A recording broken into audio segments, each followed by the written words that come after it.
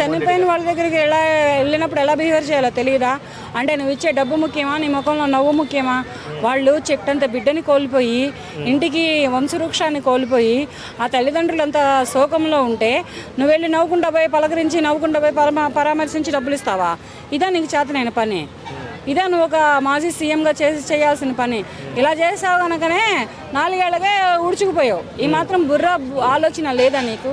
ఆ మాత్రం ఎలా వెళ్ళి తల్లిదండ్రుల్ని పవన్ కళ్యాణ్ గారు వెళ్ళారు, ఆయన ఒక 25 lakhs ఇచ్చారు, గవర్నమెంట్ తరపు నుంచి ఇంత వస్తుంది మన ఇండియన్ గవర్నమెంట్ తరపు నుంచి అని ప్రకటించారు. ఆయన కళ్ళల్లో కన్నీళ్ళు వచ్చాయి, ఆయన గుండెల్లో బాధ వచ్చింది. వాళ్ళు ఏడుస్తుంటే చూసి తట్టుకోలేక అతను కూడా కళ్ళమ్మటే నీళ్లు చెమర్చారు. ఇవి ఏమీ లేకుండా నువ్వు మొఖాన నవ్వును పులుకొని పోయి నువ్వు ఇచ్చే 5 లక్షలకి 6 లక్షలకి 10 లక్షలకి ముఖం మోసి ఉన్నారని ఇస్తావా? నువ్వు ఇచ్చే డబ్బు కంటే వాళ్ళ కొడుకుని తీసుకొచ్చి ఇవ్వు, నీ నవ్వులు పక్కన పెడతారు ప్రజలు. నవ్వుకుంటూ వెళ్ళడానికి నీకు మనసు ఎలా వచ్చిందయ్యా జగన్మోహన్ రెడ్డి? ఏంటి దీన్ని కూడా పొలిటికల్ యాంగిల్లో చూడొచ్చు అంటారా, సానుభూతి పరంగా చూడొచ్చు అంటారా? సానుభూతి లేదు, పొలిటికల్ లేదు, ఏమీ లేదు. ఇది ఒక కామన్, ఏమీ లేదు. అది ఎటు సైడ్ పొలిటికల్ తీసుకోవద్దు, సానుభూతి తీసుకోవద్దు. సానుభూతి వెళ్తే మనిషి అనేవాడు గుండెల్లో బాధ, మనసులో వేదన, కళ్ళల్లో నీళ్ళతో వెళ్తాడు. బిడ్డ అనేవాడు చచ్చిపోయాడు అని పరామర్శించడానికి వెళ్తే అదేదో సినిమాలో కనుక వాడు నవ్వుతా చచ్చిపోతాడు చూడు. అమ్మాయి మోసం చేసినా నవ్వుతానే ఉంటాడు, అమ్మాయిని వేరే అబ్బాయితో చూసినా నవ్వుతానే ఉంటాడు.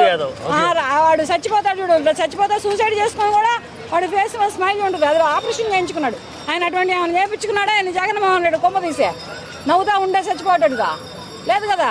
లేనప్పుడు ఎవరికి ఎక్కడ వెళ్తే ఎలా అంటే ఒక సాదాసీదారైన వ్యక్తులకే ఆ సందర్భాలు అటువంటి సన్నివేశాలలో ఎక్స్ప్రెషన్స్ మారిపోతాయి. కానీ ఇతను స్మైల్ ఎక్స్ప్రెషన్తో వెళ్ళాడంటే నిజంగా హ్యాట్స్ ఆఫ్ చెప్పుకోవచ్చు. చప్పట్లు కొట్టడానికి ఈ చెయ్యి ఖాళీ లేదు, అందుకనే నేను చప్పట్లు కొట్టలేకపోతున్నాను. కొంతమంది ట్రోల్ చేస్తారు కదా మేడం. పవన్ కళ్యాణ్ గారు కూడా లాస్ట్ టైం ఒక వీడియోలో శవం పక్కన పెట్టిన ఆడవాళ్ళతో కూర్చొని నవ్వుతున్న వీడియోలు ట్రోల్ చేస్తారు. ఎట్లా అంటున్నారని మరి దానికి పవన్ కళ్యాణ్ గారు ఎవరో ఆడవాళ్ళతో మాట్లాడుతున్నాడయ్యా? శవాన్నంటే శవంతో తల్లిదండ్రులతో మాట్లాడలేదు కదా. ఇప్పుడు శవం ఉంది, శవం ఇప్పుడు ఎవరు చచ్చిపోయారో తెలియదు ఆ శవము. కానీ వాళ్ళ తల్లిదండ్రులతో భార్య పిల్లలతో నవ్వుతా మాట్లాడలేదు కదా. ఈయన హగ్గిచ్చుకొని నవ్వుతా మాట్లాడాడు కదా. అది వేరే మహిళలతోటో వేరే వాళ్ళతో మాట్లాడతాం, ఆ దారి వేరు. పవన్ కళ్యాణ్ గారు మాట్లాడాలంటే పక్కన పెట్టుకుని నవ్వుతున్నాడు, జగన్ ట్రోల్ చేస్తున్నారు. ఇతను యువకుడయ్యా, మురళీ నాయక్ అనే అబ్బాయి 22 ఏళ్ల యువకుడు. ఆ చచ్చిపోయిన వ్యక్తి ఎంతటి వాళ్ళు, ఎంత ముసలాళ్ళు ఏంటో ఎవరికి తెలుసు? ఇది కూడా ఆలోచించాలి కదా. ఒక మిడిల్ ఏజ్ వచ్చేటప్పటికి ఎవరైనా చచ్చిపోతాం. అది రోగం వచ్చి చచ్చిపోయాడా, రొచ్చి వచ్చి చచ్చిపోయాడా, సూసైడ్ అయిందా, యాక్సిడెంట్ అయిందా? ఇతను ఎవరు? దేశ రక్షకుడు మురళీ నాయక్. ఇతను మన దేశ సోల్జర్స్.